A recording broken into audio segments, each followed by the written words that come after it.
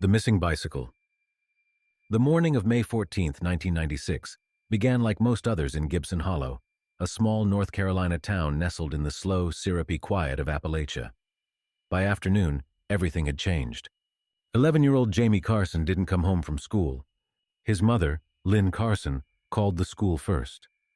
They said Jamie had left around 3:12 p.m., just like always, pedaling his old red Huffy down Birch Street, wearing his oversized denim jacket and his Carolina Panthers cap, the one he'd begged for at Christmas. By 4 p.m., she called her husband, Greg, who came home early from the mill and started checking all of Jamie's usual hangouts: the old baseball field behind the church, the corner store where he bought now and laters, even the creek past the orchard. By 5:30, Lynn called the Gibson Hollow Police Department. I was the one who picked up the phone. "He's never late," she told me. "Not ever." I remember that line because Lynn had the kind of voice that made you believe her. Shaky, but clear, like a song sung from inside a storm. I was Officer Ed Blanton back then, 32 years old. I'd grown up in Gibson Hollow myself. I knew Jamie. Not well. Just another kid who played stickball too close to the traffic and asked about the sirens when we passed his school. Back then, we still believed kids just wandered off sometimes. We thought they'd show up by dusk, hungry and sheepish, pockets full of bottle caps and dirty rocks. So we waited. And dusk came, and Jamie didn't. By 9 p.m. we were knocking doors. Neighbors were helpful in that detached, small-town way. Everyone said the same thing. Such a good boy. Never caused trouble. Always said hello. No one had seen him after school, not a single person. We checked the trails by the river, flashlights dancing across wet leaves, and the gurgling stream that always sounded too cheerful for its own good. I remember the air, thick and still, like it was holding its breath. At midnight, I found Jamie's bicycle. It was lying on its side near the old apple orchard, half covered in pine needles. The front wheel was bent like someone had kicked it. There was no blood, no sign of a struggle. But the chain was off, and the seat was turned at a weird angle. We taped it off and called in a K-9 unit from Rutherford County. The dog caught a scent, but lost it near the road, about 100 yards from the bike. As if Jamie had vanished into thin air. The town reacts. News travels fast in a place like Gibson Hollow. By sunrise, posters were up. Coffee shops were buzzing. People volunteered to search. Farmers, teachers, even high school kids skipping class. Lynn sat on the porch every morning for weeks, clutching Jamie's cap. Greg went back to work after a few days, but he stopped talking, just nodded and stared. When we asked questions, he'd only answer in yes or no. There were no witnesses, no footprints, no suspicious vehicles reported. It was like chasing smoke in the wind. Theories begin. Some locals thought Jamie had run away. A few kids at school said he was upset about his math grade. But Lynn insisted he was excited about his field trip the next day. His backpack was still at home. So was his favorite Game Boy. Nothing pointed to a runaway. Then there were the whispers, always are, in small towns. Some blamed that old drifter who camped near the woods. Others pointed fingers at the new substitute teacher, a quiet man from Asheville no one really knew. But we had nothing, no evidence, no probable cause. The FBI offered consult but never opened a full file. After 30 days, Jamie's photo moved from the front page to page 5. The search slowed. The volunteers trickled away. The posters yellowed in the sun. And life, as it always does, began to move on. At least for most people. For me, it didn't. Something about that bike. It haunted me. The way it was just left there. Not thrown, not crashed, placed. As if someone had taken their time. I kept the photo of Jamie in my cruiser for years. I'd drive past the orchard every morning shift, sometimes even stop, just to walk the same path again. We never found his body. Never got a single credible lead. His file stayed open but untouched for over a decade. Then came the summer of 1997. Another boy vanished. And this time, we found the body, the boy in the river. It happened on July 3rd, 1997, over a year after Jamie Carson vanished. Another boy, different town, same silence. Joshua Josh Fields, age 10, was reported missing by his grandfather in Davenport, a town about 40 miles west of Gibson Hollow. A sleepy farming place, all cracked sidewalks and sagging porches, where the loudest sound at night was the creak of ceiling fans through screen doors. Josh had been staying with his grandparents for the summer while his mother worked nights in Charlotte. He was the kind of kid who wore mismatched socks and talked to ants. The kind who still believed there were good guys and bad guys, and that real danger came with a warning sign. He told his grandpa he was riding his bike to the bait shop. He never made it there. A body found.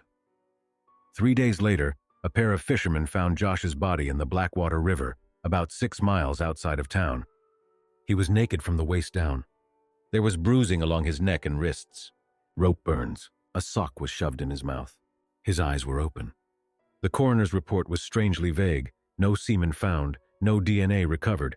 Official cause of death, asphyxiation, likely strangulation, but it wasn't definitive. River water had eroded evidence. Bugs had done the rest. The press wrote it off as a tragic but isolated case. Local police arrested a homeless man who'd been living under the bridge nearby. Mentally ill, mid-40s, history of petty theft and indecent exposure. He had no connection to Josh, but he confessed after 18 hours of interrogation. And that was that. Case closed. But not for me. I wasn't involved in that case, officially, but I drove out to Davenport 2 weeks later. I didn't tell anyone, not my wife, not my partner, not even Chief Darnell. I drove because the minute I heard the news, I felt something crawl under my skin, a chill I hadn't felt since May 14th, 1996. The same MO, young boy, bike, river, no struggle at the scene, like Jamie. And there was something else. Josh's red Huffy, same brand, same frame, just newer, was found 10 feet from the road, tires deflated, chain removed. Sound familiar? The grandfather. His name was Alvin Fields, Vietnam vet, rough hands. Didn't cry when he told me what happened. Josh wasn't dumb, he said. He'd never go off with a stranger. He knew better. You think it was that man? The one they got? I told him I didn't know. I asked if Josh had ever mentioned anything strange. Cars that passed too slow, someone watching the house. Alvin just shook his head. Only thing he talked about lately was a man with a camera. He said some guy took his picture at the bait shop. Told him he looked like a model. Thought he was just playing around. I asked if they ever found the camera. They hadn't. I asked the Davenport police for access to the evidence. They told me I was out of jurisdiction. Told me to go home. Told me the case was solved. So I did what I could. I wrote everything down. Dates, names, small details. I called the coroner's office and spoke to a woman named Darla who'd handled the autopsy photos. The thing is, she said, it didn't look like a homeless guy did it. There was care, ritual, like whoever did it took their time. That word again, time. A pattern emerging. Over the next few months, I started looking hard, using my vacation days, calling in favors, scouring small-town newspapers for other boys who had vanished under similar circumstances. I made a spreadsheet in secret, kept it on a floppy disk in my desk drawer. From 1987 to 1997, a decade, I found 5 disappearances in a 100-mile radius. All boys, ages 9 to 12, all last seen with bikes, 2 found dead, the rest still missing. No one had connected them. No one had even tried. Why? Because the crimes happened in different counties. Because small towns like ours didn't talk to each other.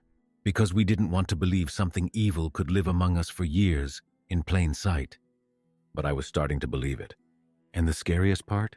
I didn't think he was done. Back home, I returned to Gibson Hollow a different man. I started locking my doors at night, stopped letting my son walk to school alone. I made copies of my notes and mailed one to myself, certified, just in case. I started asking questions that made people uncomfortable. One night around 2 a.m., I got a call from Lynn Carson. She was crying. "Ed," she whispered, "there's a man sitting in a car across the street from our house. He's been there for hours." I was out the door in 30 seconds. By the time I got there, the car was gone. Tire tracks in the dirt. Nothing else. Then came the tape. In early October, a brown envelope arrived at the station. No return address. Postmarked from Morganton. Inside was a single VHS tape. Black marker on the label. "Look again." I took it home that night. Slipped it into my old player. The footage was grainy, shaky. A child in a backyard. A boy, maybe 9, riding a bike in circles. A zoomed-in view, as if filmed through binoculars. The camera lingered. Too long. Then a whisper. Perfect little one. I paused the tape, rewound it, watched it again. and again. The timestamp read June 28, 1996, 6 weeks after Jamie disappeared. And the boy on the screen? He wasn't Jamie. He was someone else. Somewhere out there, I realized, was a man who'd been filming boys for years, watching them, studying them, and we hadn't even begun to understand how deep this went. Echoes in the walls. I couldn't sleep after watching that tape. Not just because of what I saw, but because of what it meant. This wasn't random. This wasn't rage or impulse. It was patient, planned, personal. I take it to the chief. The next morning, I brought the tape to Chief Darnell. He was a no-nonsense kind of man, 61 years old, half his life spent in uniform, wore his badge like a second skin, and didn't like wild theories. He hated conspiracy crap, as he called it. Still, he watched the tape twice. Didn't say a word the first time. On the second viewing, when the voice whispered, "Perfect little one," he paused the screen. "Where'd you get this?" he asked. I told him everything, about the Fields boy, the notes I'd taken, the patterns I'd found.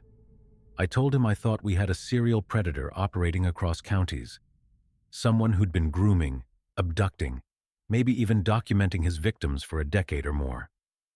He sighed, rubbed his eyes. "Ed, if what you're saying is true, this thing's bigger than us." I nodded. "Then we bring in the FBI." He shook his head. "You know how that works. They won't open anything unless we have concrete evidence, DNA, a body, or a pattern that links jurisdictions. A video like this? It's creepy, but it's not proof." I felt my jaw clench.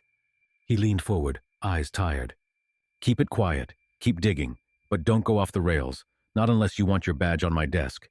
That was my green light, the kind that comes without a flashlight or backup. I was on my own. I visit the family in the tape. I didn't know the boy on the tape, not right away. But I recognized the backyard, the chain-link fence, the crooked tree with the swing. I'd seen it years ago, behind Maple Drive near the trailer park. The boy's name was Tyler Boone, 9 years old when the video was taken, still alive. I drove out to see his mother, Carla Boone, a tired-looking woman in her late 30s who smoked through every word. When I asked if anything strange had happened back in the summer of '96, her eyes narrowed. "That was the year we had the peeper," I asked her to explain. "Some guy used to stand near the fence at night just watching the house. Tyler said he saw a man with a camera once, hiding behind the swing tree. I thought he was making it up."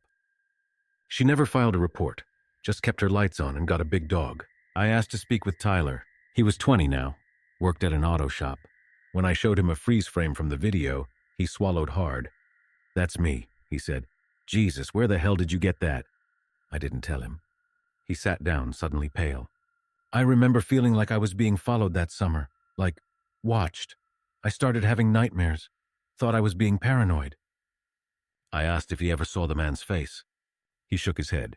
"Number, but I remember his smell, cigarettes, something else too, like bleach, and his boots, big ones, like military."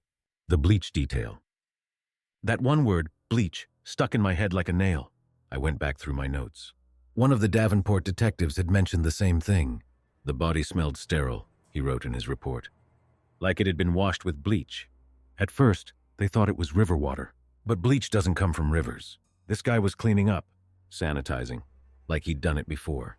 A pattern in the properties." Over the next few weeks, I cross-referenced all the abduction sites, Jamie's, Josh's, the others I'd flagged. They had one thing in common: proximity to abandoned or foreclosed homes. Not just near them, next to them. As if the killer was watching from within, using empty buildings like hunting blinds. I started digging into property records, foreclosures, vacancies, tax liens, anything unusual. That's when I found something.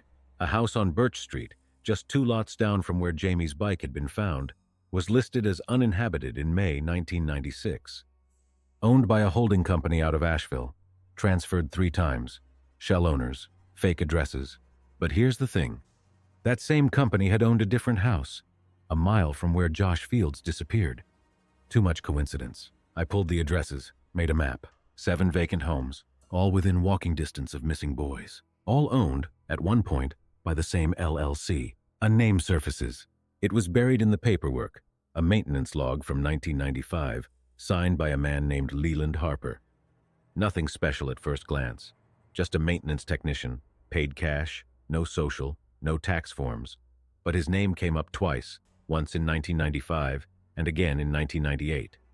He'd signed off on pest control and structural inspection. I ran the name through DMV records. Nothing.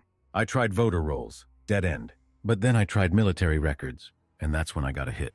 Leland Wayne Harper, discharged from the U.S. Army in 1989. Honorable release, stationed in Germany. Then, nothing. No job history, no address, like he dropped off the grid. But something else popped up. A minor infraction. Trespassing on school property in 1993 in Caldwell County. No arrest, just a warning. He'd been photographing architecture, he said. Guess where that school was?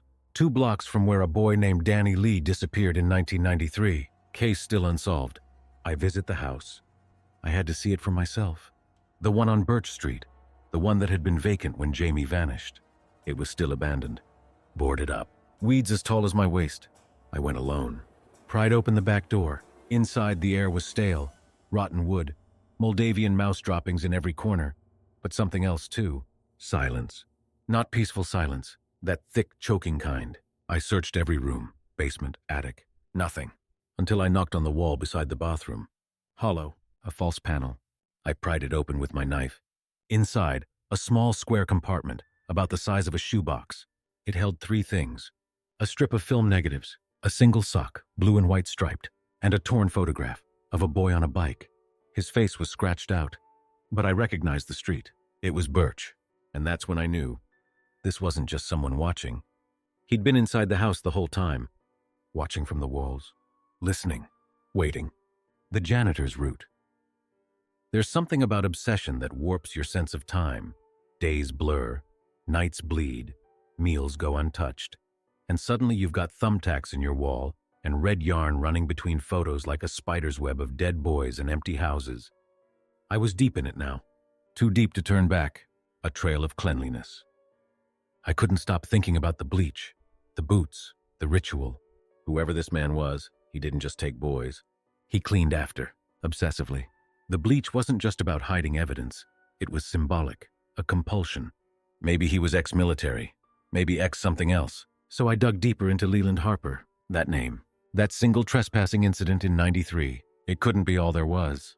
I called in a favor from a contact in Charlotte PD, a guy who owed me from a joint narcotics op. I asked him to run a background search on Harper. What came back was a short list of known aliases, fake IDs, employment histories, burner addresses. One of the names, Paul DeWitt, had been used to apply for a custodial job at a middle school in Burke County in 1992. He was hired, worked 4 months, then quit. No forwarding info, no resume, nothing. But here's what chilled me. That same school had been investigated in 1993 after 2 boys reported seeing a man taking photographs from the janitor's closet. No charges filed. They chalked it up to imagination. But now, it looked like Harper had been scouting, learning routines, testing limits, and no one ever noticed. The pattern evolves. I created a timeline, dates, locations, disappearances, jobs, fake identities. There was a method, always the same. Move into a low-profile maintenance job under a fake name. Watch the children from inside. School closets, lunchrooms, parking lots. Identify a target. Wait, watch, learn. Disappear. And in each case, within 6 months of Harper's presence, a boy within walking distance would go missing. Always the same type. White or light-skinned Hispanic. 9 to 12 years old. Slight build. Friendly. Trusting. Each time the boy was either never seen again or found in water. Washed, cleaned, and discarded like a broken doll. A chance break. It was a Monday when it happened. I got a call from Lynn Carson, Jamie's mom. She was shaking. Ed, I found something. In Jamie's room. I didn't see it before. She had been cleaning out the closet, preparing to move. Pulled up the carpet for the first time in a decade. Underneath the floorboard was a folded sheet of paper. Child's handwriting. Jamie's. The letter read, "Dear Mom, if the man in the truck talks to me again, I'll tell you. He says I look like someone he used to know. He smiles but doesn't smile with his eyes. I think he's following me. Please don't tell Dad. I don't want him to worry." No date, no name, just the man in the truck. I asked Lynn what kind of truck he might have meant. She said Jamie once mentioned a brown pickup with a cracked passenger window. The brown truck. It was a long shot, but I put out a quiet bolo, be on the lookout, through my buddy at DMV. specifically for brown pickups with damaged passenger side windows registered in the Tri-County area between 1990 and 1997. Only 7 matched the window damage. 4 had been scrapped. 2 were traced to elderly men in nursing homes. 1 was unaccounted for, registered to a shell corporation, the same one that had owned the abandoned house on Birch Street. The title transfer listed a middleman, a Thomas Weller, another name not in the system. I cross-referenced that name with the others Harper had used. Nothing exact. But when I checked property leasing forms in that alias, I found something that nearly knocked me out of my chair.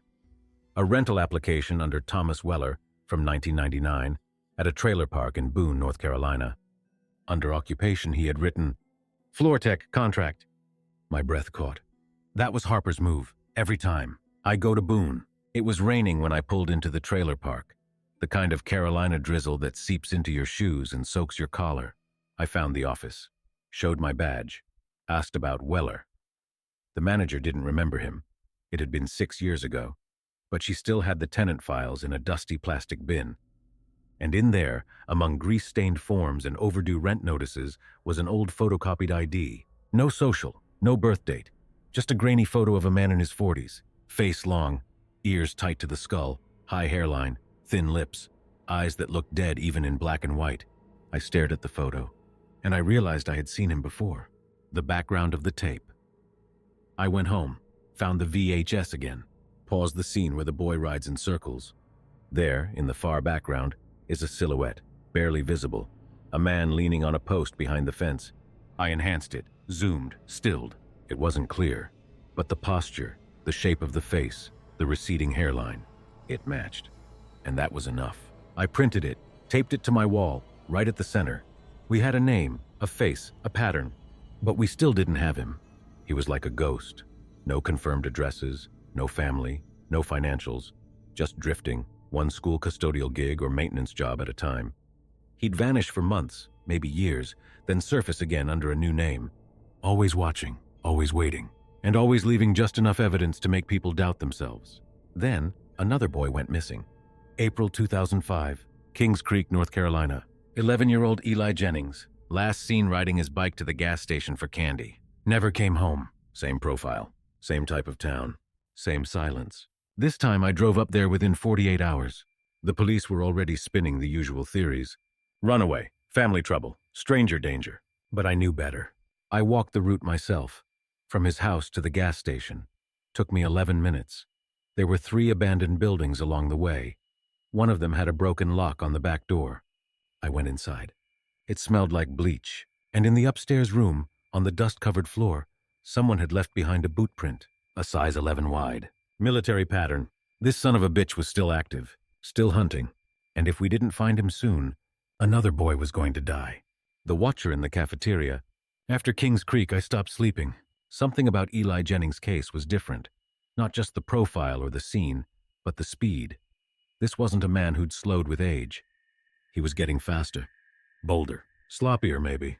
Or maybe he knew no one was really chasing him, except me. I go back to the schools. I began retracing every school employment Harper, or his aliases, had ever touched. In each, the pattern was eerie. Hired under a fake name. Short-term contracts. Always assigned to night shift custodial or floor maintenance. Never any photos, no yearbook presents. Always in schools near low-income neighborhoods. And in at least 4 of those schools, a student had disappeared within a 12-month window, but the cases had never been connected. Until now. Caldwell Elementary, 1992. I visited Caldwell Elementary, one of Harper's earliest known postings. The building hadn't changed much. Smelled the same. Old wood, cafeteria grease, and floor wax. The principal, Mr. Wendell, a sharp man in his 70s, met me in his office. He'd been assistant principal back in '92. When I showed him the photocopied ID of Thomas Weller, he flinched. Jesus, I remember him. He was odd, quiet. Didn't talk unless you asked him something directly. Always stayed late. Said he liked the solitude. I asked if he remembered anything else. He thought a moment. He had a weird thing with the cafeteria. I raised an eyebrow. He'd spend his lunch breaks in there, not eating, just sitting in the back by the milk cooler, watching the kids. We asked him about it once. He said it was peaceful, that it reminded him of home. The cafeteria surveillance. I pulled records. In every school Harper had worked, his shift coincided with lunchtime. He volunteered to clean the cafeteria after the kids ate, even when it wasn't his assigned duty. At first that felt trivial, but then I thought, cafeterias are noisy, chaotic, full of laughter and movement, easy to blend in, easy to watch and stalk. I started contacting janitorial supply distributors, traced floor wax and bleach orders for schools and counties where children had vanished. Bingo. Each school had used a specialty floor wax brand, Sterilux Industrial G3, rare, expensive, used mostly in military hospitals. One particular distributor, Carolux Maintenance Solutions, had sold G3 to every one of Harper's known schools between 1991 and 2003. I call Carolux. I got a sales manager named Brenda to help. Said I was investigating inconsistencies for a state contract audit. She pulled the files, every delivery, every invoice. And in there, stapled to the back of one shipment dated May 2001, was a customer signature. Wayne L. Harper. Not an alias. His real name. It listed a delivery address. Not a school. A storage unit in Linville, North Carolina. Unit number 47. I wrote it down and got in the car. Storage unit 47. It was dark when I arrived. The place was barely lit. Only one flickering bulb near the gate. I parked 2 lots over, walked in with a flashlight and bolt cutters. Unit number 47 was at the far end. One of those rusted roll-ups with chipped green paint. I held my breath and cut the lock. It creaked open like a tomb. Inside was silence. Dust danced in the flashlight beam. It looked like no one had been here in years, except for one thing.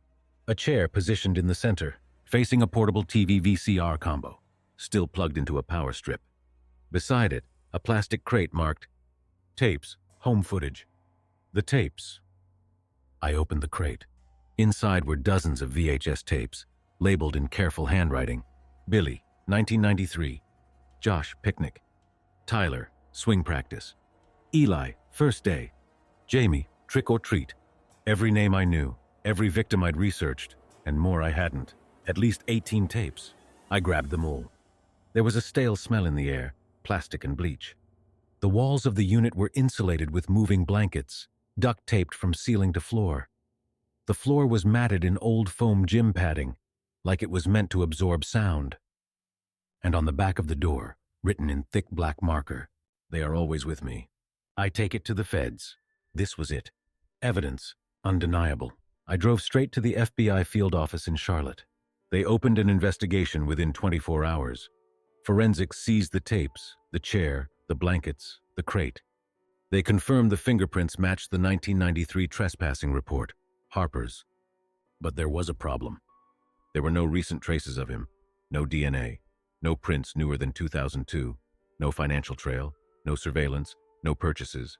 It was like he'd disappeared again. But then we found the new tape, buried at the bottom of the crate, unlabeled, black case. Inside, a mini DV, newer than the others. Footage time-stamped March 18th, 2005, just 2 weeks before Eli Jennings vanished.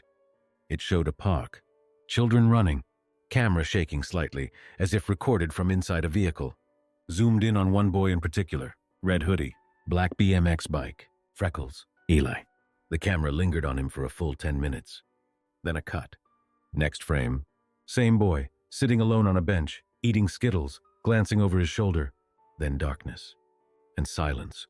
The FBI classified Harper as a serial predator, possibly responsible for over 20 abductions.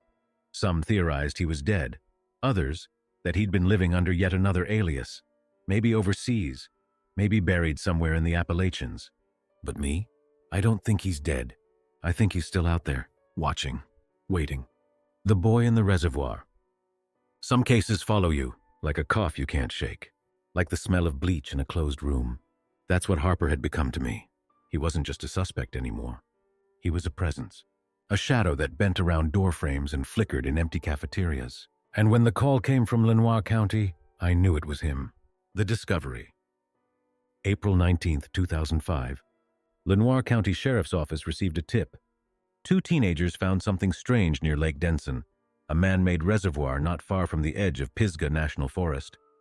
They were skipping school, smoking behind the old pump house. One of them kicked open a broken panel at the rear and saw what he thought was a large garbage bag, half submerged in the runoff channel. They called 911. By the time I got there, the body had been removed, sealed, bagged, and labeled. Unknown male, approximately 11 to 13, Caucasian Hispanic, signs of advanced decomposition. But the coroner told me something that made my blood run cold.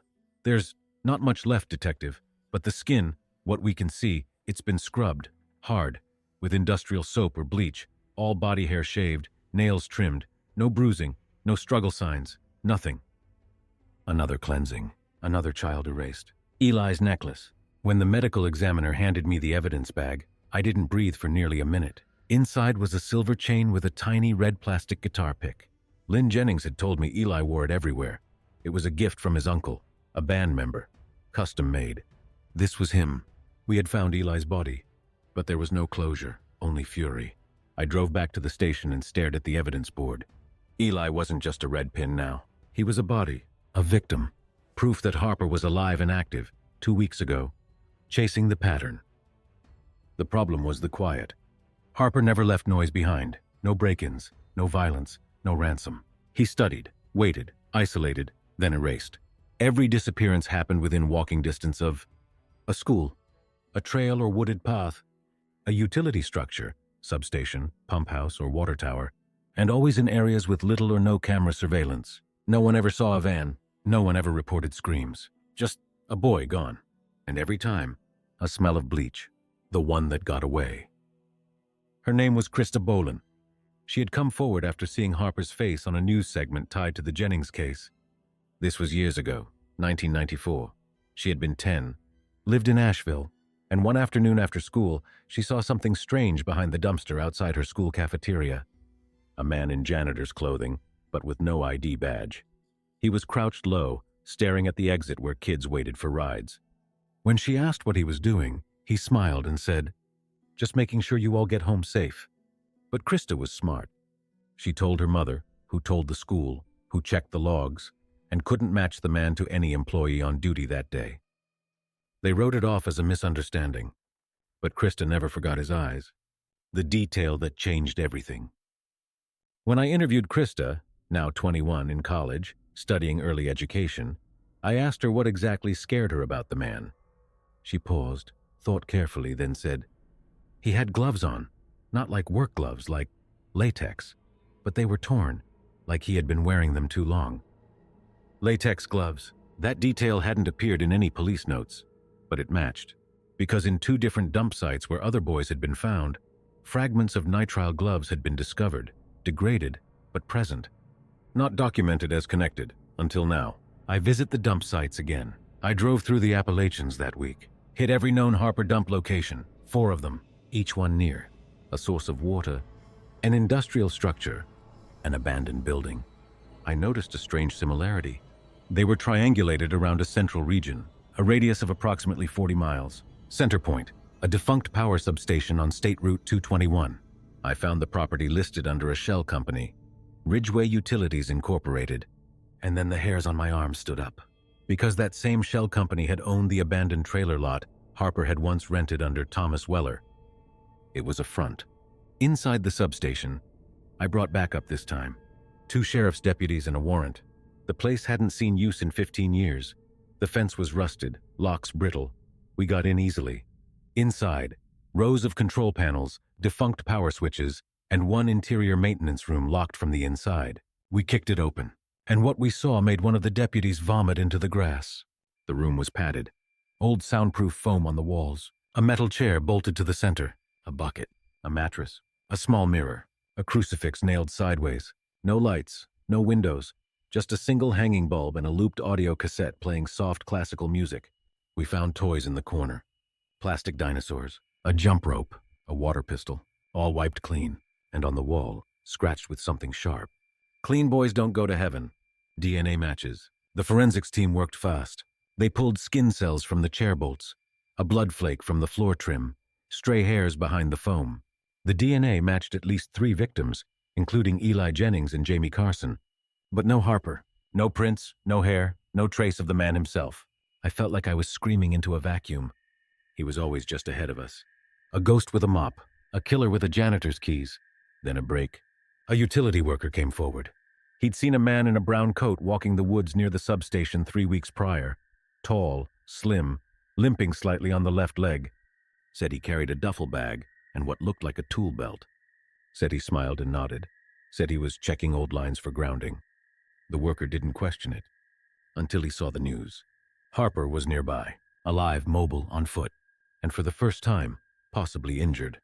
I knew we had a shot, but time was running out. The spring was warming. More kids would be outside, more families hiking, more chances for him to blend, to scout, to pick. If we didn't catch him now, we might never. The dirt road confession.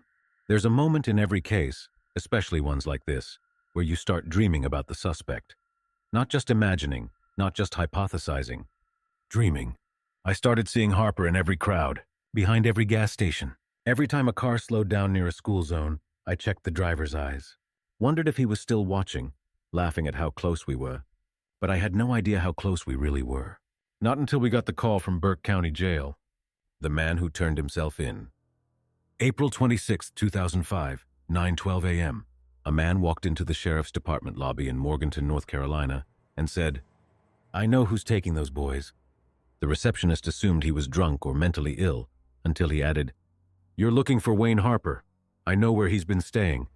They brought him in. Name, Danny Reuter. Age, 39. Local drifter. History of meth use, minor thefts, no violent priors. I arrived 2 hours later. He sat in the interview room, eyes sunken, hands trembling, holding a cheap plastic rosary. I asked him how he knew Harper. He stared at the table, then said, "Because I shared a fire with him 3 weeks ago, near Ridgeway Trail. He told me what he does, told me what he's done, and I think he's going to do it again." The campfire conversation. Danny claimed he'd been living rough, bouncing between rest stops and park shelters. One night, while camped near a dry creek bed off Route 89, a tall man approached. Said he was a traveler too, asked to sit by the fire, wore an old military jacket, drove a gray van with no plates. They shared instant coffee and cans of beans. The man introduced himself as Walt. Over the next few hours, Walt started telling stories about cleansing badness, about quieting the noise in little boys. Said they talk too much and carry shadows in their mouths. Danny thought he was just high, until the man pulled out something from his bag, a photo of a boy, taped to a page of the Bible, Danny's fear. Danny said the man never threatened him, never raised his voice.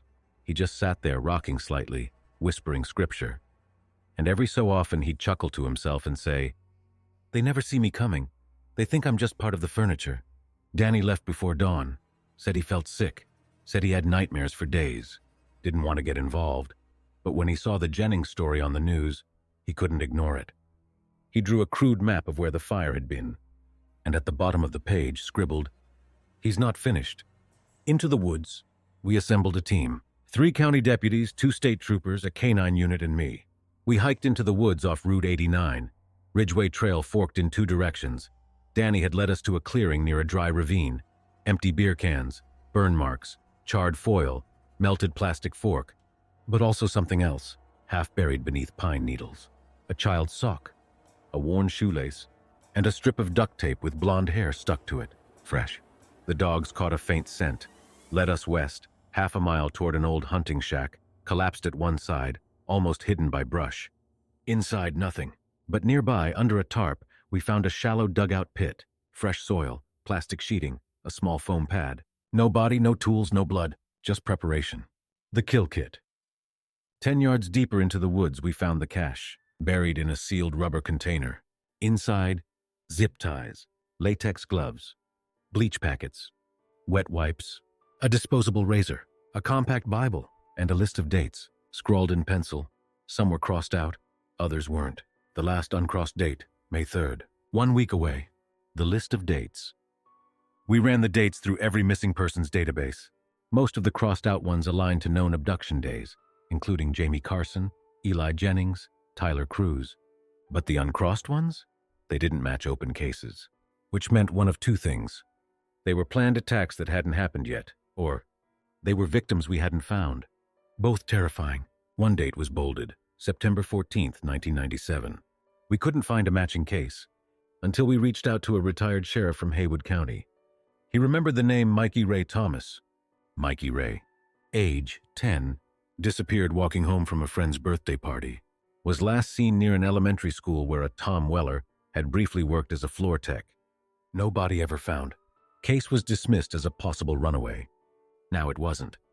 We added Mikey to the board. And now the list of confirmed Harper victims reached 14. The pattern gets clearer. With each case, we saw the ritual more vividly. Kid isolated, walking home or at the edge of a crowd, lured, likely with something benign, toy, pet, ride, taken to a holding site, someplace temporary but controlled.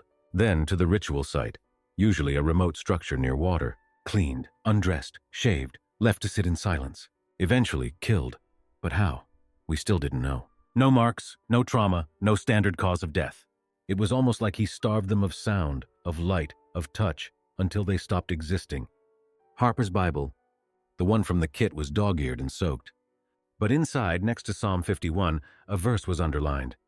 "Wash me thoroughly from mine iniquity, and cleanse me from my sin." Next to it, in messy writing, "They are not innocent. They are mouths. They are rot." We were looking for a killer who didn't think he was evil. He thought he was saving these children, from themselves, from the world, maybe even from their parents. It wasn't murder to him. It was absolution. Preparing for May 3rd, we had 6 days. No idea where Harper was. But we knew one thing. He was preparing for another boy.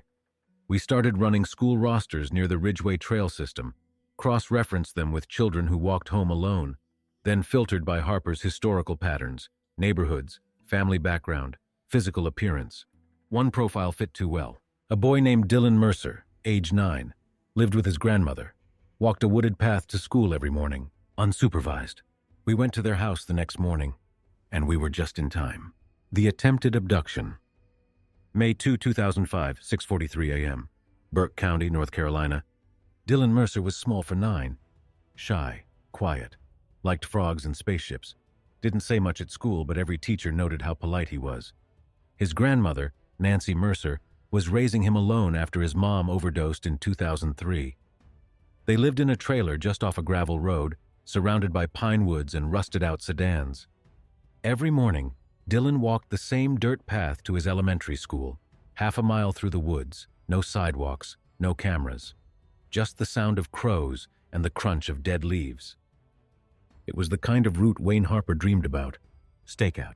After profiling potential targets, Dylan stood out. He was unsupervised, routinely walking near a wooded structure. From a broken home, timid, unlikely to resist. We didn't tell Nancy Mercer the full truth. Just said there had been local concerns about an attempted kidnapping in the area. She didn't argue. We offered to give Dylan a ride to school the next morning. She agreed. I was in an unmarked sedan with a county deputy. Another car was parked half a mile down facing the trail. We didn't expect Harper to show. But he did. The janitor appears. At exactly 6:52 a.m., a man stepped out from the trees 20 yards ahead of Dylan, wearing brown coveralls, a worn baseball cap, rubber gloves. He held a toolbox in one hand. His walk was stiff. He was limping, just like the utility worker had said. He bent near the side of the trail as if pretending to fix something on a low power line pole. Dylan stopped, looked nervous. The man turned and smiled. "Morning, little buddy. You heading to school?" Dylan nodded but didn't move. The man took one step forward. That's when I threw the car door open. The chase. We shouted. He ran, dropped the toolbox, sprinted into the trees like a deer, cutting through the brush, zigzagging toward a small ravine. The deputy and I gave chase. He was fast, too fast for a man with a limp. He vaulted a fallen log, scrambled down the creek bank, and disappeared under a culvert pipe that fed into an abandoned irrigation ditch. We followed, but inside the pipe we found only damp footprints. He was gone, just like that. Ghost. The toolbox. It wasn't just a prop. Inside, 2 zip ties, a switchblade, a travel Bible, bleach wipes, and a folded child's t-shirt. It had a NASA logo, Dylan's favorite. Nancy confirmed he had worn it the week before. She hadn't even noticed it missing, which meant Harper had already been inside their trailer, probably while they were asleep. We swept the home for prints, found none. But inside the woodshed behind the trailer, we found a rusted nail hammered into the wall. Dangling from it was a tiny hand-cut wooden angel. No face, just a body and wings. Another token, another ritual. Panic sets in. The media caught wind fast. News vans started circling the area. For the first time in years, parents across North Carolina were keeping their kids home, canceling playdates, installing cameras, demanding patrols.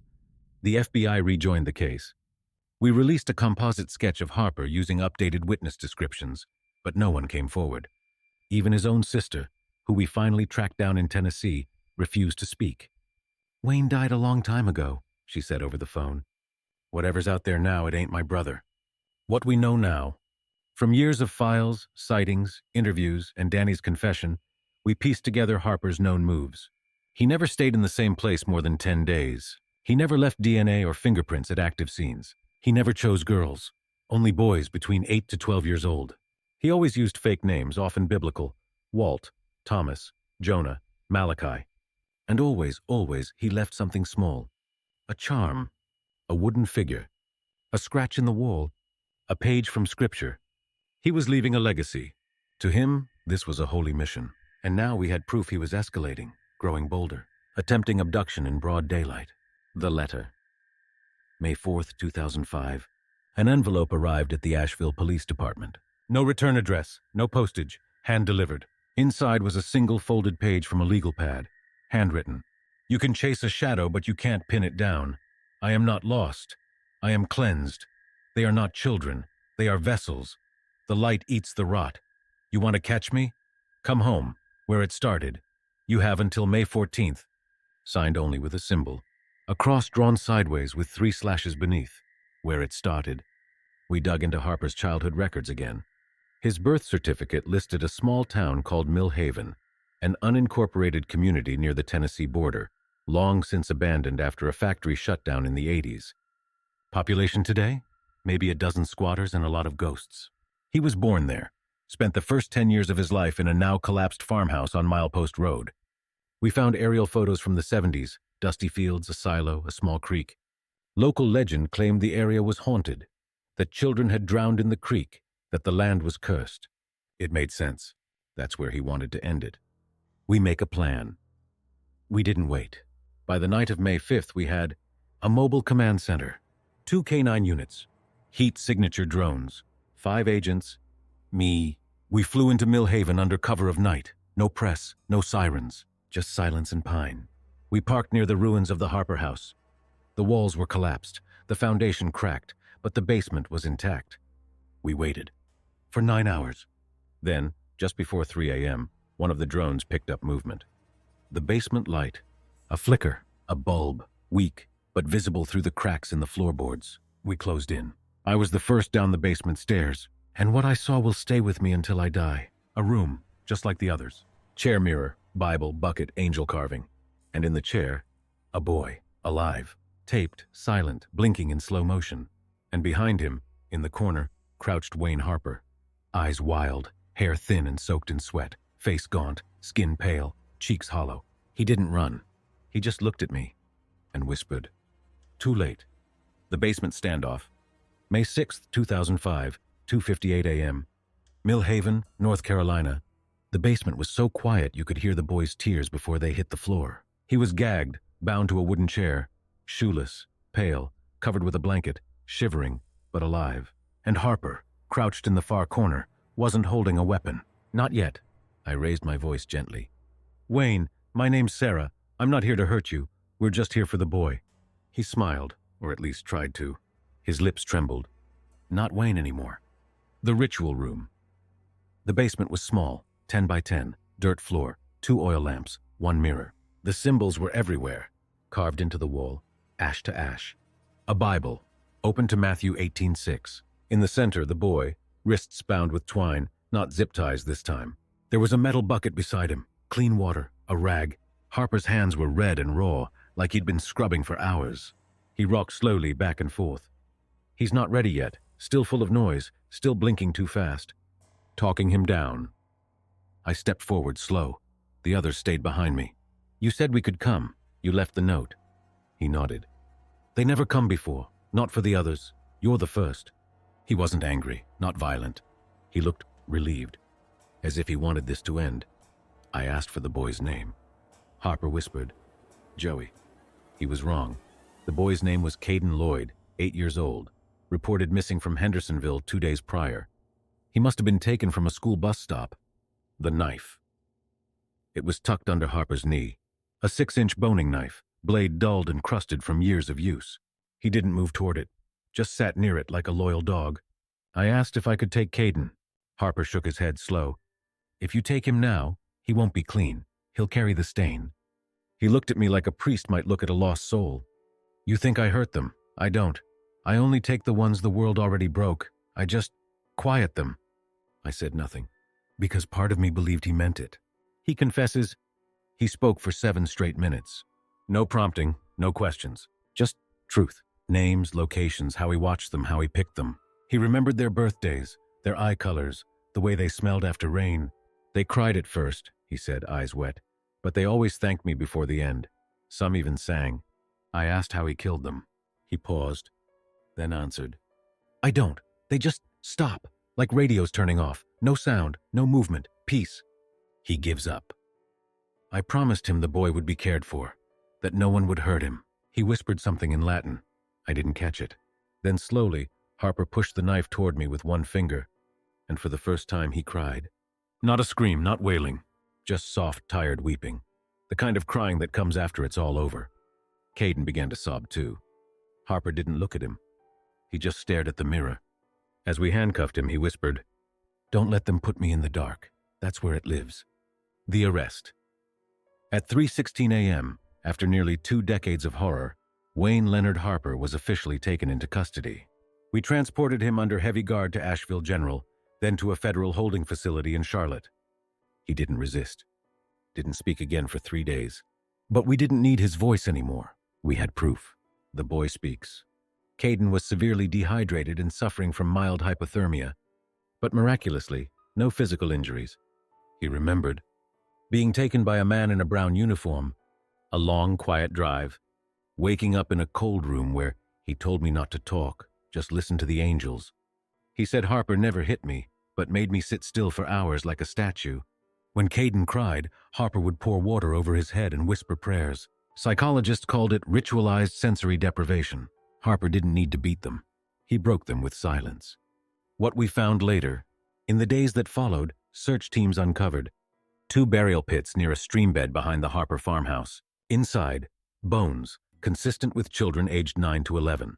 A bundle of hair clippings, wrapped in wet linen. A burned photo of Harper's younger brother, Eli Harper, who drowned in 1975. Autopsy confirmed cause of death for both buried remains. Cardiac arrest with no signs of trauma, likely caused by extreme stress and sensory withdrawal. Harper wasn't lying. He didn't kill them in the conventional sense. He emptied them. Why he did it. After nearly a week in custody, Harper agreed to a full psychological evaluation. He was diagnosed with severe childhood trauma, schizoaffective disorder, religious delusions, possible frontal lobe atrophy from early head injury. But even the doctors said it plainly. Harper isn't insane in the legal sense. He knew what he was doing. He just believed it was holy. To him, each child was a vessel of inherited sin, the noise, the filth, the legacy of pain passed from one broken generation to the next. His job wasn't murder. It was cleansing. He refuses to testify. Despite a federal grand jury indictment on 14 counts of murder, 6 counts of abduction, and multiple counts of desecration, Harper refused to enter a plea. He wouldn't talk to his lawyer. Wouldn't eat. He sat in a windowless room and repeated the same phrase for hours. The angels are finished. The noise is gone. I've done my part. On June 11, 2005, after 46 days in custody, Harper was found unresponsive in his cell. He had smuggled a splinter of mirror under his bedding, used it to cut his throat, wrote one word in blood on the wall. Quiet. Aftermath. Of the 14 confirmed child victims, only 9 were ever recovered. The rest, ashes, bones, memories, lost somewhere in backwoods pits, riverbeds, burned out shacks from North Carolina to Ohio. Parents were left with more questions than answers. And still, after all this, no clear motive.